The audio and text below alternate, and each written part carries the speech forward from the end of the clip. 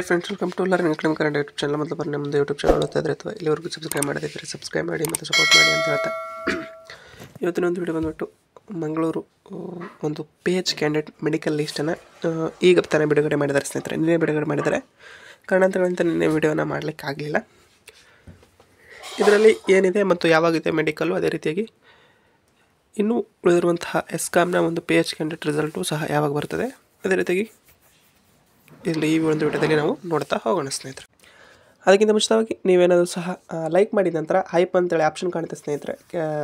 ನೀವು ಈ ಒಂದು ರೀತಿಯಾಗಿ ಅದನ್ನು ಹೈಪ್ ಮಾಡೋ ಮೂಲಕ ನಮ್ಮನ್ನು ಬೂಸ್ಟ್ ಮಾಡ್ಬೋದು. ಪ್ರತಿಯೊಬ್ಬರು ಸಹ ಹೈಪ್ ಮಾಡಿ ಸಪೋರ್ಟ್ ಮಾಡಿ ಅಂತ ಹೇಳ್ತಾ ಈಗ ವಿಡಿಯೋವನ್ನು ಆರಂಭ ಮಾಡ್ತಾ ಹೋಗೋಣ. ಮೊದಲಿಗೆ ಬಂದುಬಿಟ್ಟು ಇದು ಮೆಸ್ಕಾಂ ಪವರ್ ಮ್ಯಾನ್ ನೇಮಕಾತಿ ಸಂಬಂಧಿಸಿರುವಂತಹ ಒಂದು ಶ್ರವಣದೋಷ ಅಂಗವೈಕಲ್ಯ ಹೊಂದಿರುವಂತಹ ಅಭ್ಯರ್ಥಿಗಳಿಗೆ ವೈದ್ಯಕೀಯ ಪರೀಕ್ಷೆ ಮತ್ತು ತಪಾಸಣೆ ನಡೆಸುವಂತಹ ಬಗ್ಗೆ ಇಲ್ಲಿ ತಿಳಿಸಿರುವಂಥದ್ದು ನೋಡ್ಬೋದು ಸ್ನೇಹಿತರೆ. ಇಲ್ಲಿ ನೀಡಿರುವಂಥದ್ದು ಅವರು ಒಂದು ಲೀಸ್ಟನ್ನು ಬಿಡುಗಡೆ ಮಾಡಿದ್ದಾರೆ. ಈ ಲೀಸ್ಟಲ್ಲಿ ಒಟ್ಟಾರೆಯಾಗಿ 91 ಜನ ಇರುವಂಥದ್ದು. ಇದರಲ್ಲಿ ದಿನಾಂಕವನ್ನು ಸಹ ನೀಡಿರುವಂಥದ್ದನ್ನು ನೀವು ಗಮನಿಸ್ಬೋದು. ಅದರ ಅನ್ವಯ ನಿಮಗೆ ಮೆಡಿಕಲ್ಲು ಇರುವ ನೋಡ್ಬೋದು. ಇಲ್ಲಿ date of the medical test ಅಂತೇಳಿ ನೀಡಿರುವಂಥದ್ದು.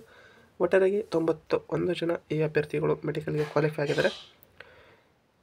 ಇದರಲ್ಲಿ ಮೆಡಿಕಲ್ ಆರಂಭವಾಗುವಂಥದ್ದು 11ನೇ ತಾರೀಕು ಆರಂಭ ಆಗಿ 13ನೇ ತಾರೀಕಿನವರೆಗೆ ಈ ಒಂದು ಮೆಡಿಕಲ್ ಎಕ್ಸಾಮಿನೇಷನ್ ಇರುವಂಥದ್ದು.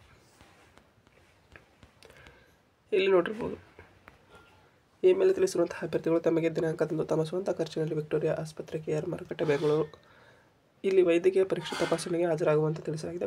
ಅಭ್ಯರ್ಥಿಗಳು ಆಸ್ಪತ್ರೆಯಲ್ಲಿ ತಮ್ಮ ಹೆಸರುಗಳನ್ನು ನೋಂದಾಯಿಸಿಕೊಳ್ಳಲು ತಮ್ಮ ಮೂಲ ಗುರುತಿನ ಚೀಟಿ ಮತ್ತು 4 ಪಾಸ್ಪೋರ್ಟ್ ಅಳತೆಯ ಭಾವಚಿತ್ರ, ಅಂಗವಿಕಲತೆ ಸಂಬಂಧಿಸಿದಂತಹ ಹಿಂದಿನ ವೈದ್ಯಕೀಯ ದಾಖಲಾತಿಗಳು ಅವುಗಳ ಪ್ರಮಾಣ ಪತ್ರಗಳನ್ನು ತಮ್ಮೊಂದಿಗೆ ತರಬೇಕು ಅಂತೇಳಿ ಹೇಳಿರುವಂಥದ್ದು. ಯಾರು ಈ ಒಂದು ವೈದ್ಯಕೀಯ ತಪಾಸಣೆಗೆ ಹೋಗೋದಿಲ್ಲವೋ ಅವರನ್ನು ಈ ಒಂದು ನೇಮಕಾತಿಯಿಂದ ಹೊರಗಿಡ್ತೀವಿ ಅಂತ ಸಹ ಹೇಳಿದರು. ಈಗ ಆಲ್ಮೋಸ್ಟ್ ಅಲ್ಲ, ಎಲ್ಲ ಒಂದು ಈಗಾಗಲೇ ಮೆಸ್ಕಾಮ್ನ ಎಲ್ಲ ಒಂದು ಮೆಡಿಕಲ್ ಲಿಸ್ಟ್ ಬಿಡುಗಡೆ ಆಗಿದೆ ಸ್ನೇಹಿತರೆ. ಉಳಿದಿರುವಂಥದ್ದು ಹೆಸ್ಕಾಮ್ದು ಯಾವಾಗ ಬರ್ಬೋದು ಎಂಬುದನ್ನು ನೋಡ್ತಾ ಹೋಗೋದಾದರೆ, ಹೆಸ್ಕಾಮ್ದು ಸಹ ಅಂದರೆ ಈಗ ಆಗಸ್ಟ್ 2ರವರೆಗೆ ಈ ಒಂದು ಬೆಸ್ಕಾಮ್ನ ಮುಗಿಯಿತು. ಆಗಸ್ಟ್ 13 ಅಂದರೆ ಆಗಸ್ಟ್ 11ರಿಂದ 13ರವರೆಗೆ ಒಂದು ಮೆಸ್ಕಾಮ್ನ ಒಂದು ಮೆಡಿಕಲ್ ನಡೀತಿದೆ. ಇಲ್ಲಿ ಸರಿಸುಮಾರು ಒಂದು 8 ದಿನಗಳ ಕಾಲ ಅವಕಾಶ ಇದೆ. ಈ 8 ದಿನದಲ್ಲಿ ಏನಾದರೂ ಹೆಸ್ಕಾಮ್ದು ಬಿಡುಗಡೆ ಮಾಡ್ತಾರಾ ಬಿಟ್ಟು 8 ದಿನಗಳೊಳಗಡೆ ಅವರು ಮೆಡಿಕಲ್ಲು ಸಹ ಕಂಡಕ್ಟ್ ಮಾಡ್ತಾರೆ ಅಂತಂದರೆ ಇಲ್ಲ. ಓಕೆ, ಒಂದು ಮೆಡಿಕಲ್ಗೆ ಅವರು ನೀಡಿರುವಂತಹ ಸಮಯ 10ರಿಂದ 15 ದಿನಗಳ ಕಾಲ ಕಾಲಾವಕಾಶವನ್ನು ನೀಡಿದ್ದಾರೆ ಒಂದು ಲೀಸ್ಟ್ ಬಿಟ್ಟ ನಂತರ, ಸರಿಸುಮಾರು ಅಂತಂದರೂ ಸಹ. ಹಾಗಾಗಿ ನಿಮ್ಮ ಒಂದು ಮೆಡಿಕಲ್ ಲಿಸ್ಟು 100% ಬರ್ತದೆ. ಆಗಸ್ಟ್ 11 ಅಥವಾ 10ರ ಒಳಗಾಗಿ ಹೆಸ್ಕಾಮ್ನ ಒಂದು ರಿಸಲ್ಟು ಸಹ ಬರ್ತದೆ. ನಿಮ್ಮ ಮೆಡಿಕಲ್ ಬಂದುಬಿಟ್ಟು ಅಲ್ಲಿಂದ ಅಂದರೆ 15-20 ಈ ತಿಂಗಳ 20ರವರೆಗೆ ನಿಮ್ಮೊಂದು ಮೆಡಿಕಲೇ ನಡೆಯುವಂಥ ಸಾಧ್ಯತೆ ಇರ್ತದೆ.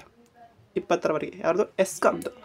ಹಾಗಾಗಿ ನಿಮ್ಮೊಂದು ರಿಸಲ್ಟ್ ಬಂದುಬಿಟ್ಟು ಸೆಪ್ಟೆಂಬರಲ್ಲಿ ನೀವು ನೋಡ್ತೀರ. ಹೆಸ್ಕಾಮ್ದು ಸೆಪ್ಟೆಂಬರ್ ಅದ್ರ ಒಳಗಡೆ ಬರ್ತದೆ, ಆಗಸ್ಟಲ್ಲೇ ಬರ್ತದೆ, ಸ್ವಲ್ಪ ಡಿಲೇ ಆಗ್ತದೆ.